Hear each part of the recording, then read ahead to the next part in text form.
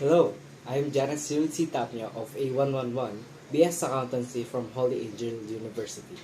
And to answer the question, alam naman natin na that our world is constantly evolving, which makes it very complicated.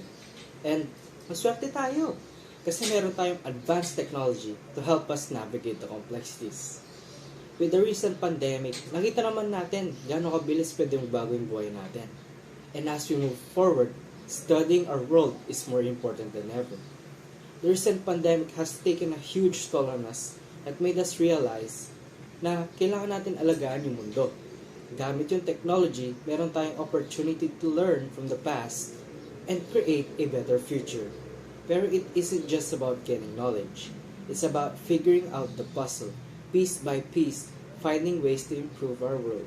To create solutions that not only benefit ourselves, but benefit everyone.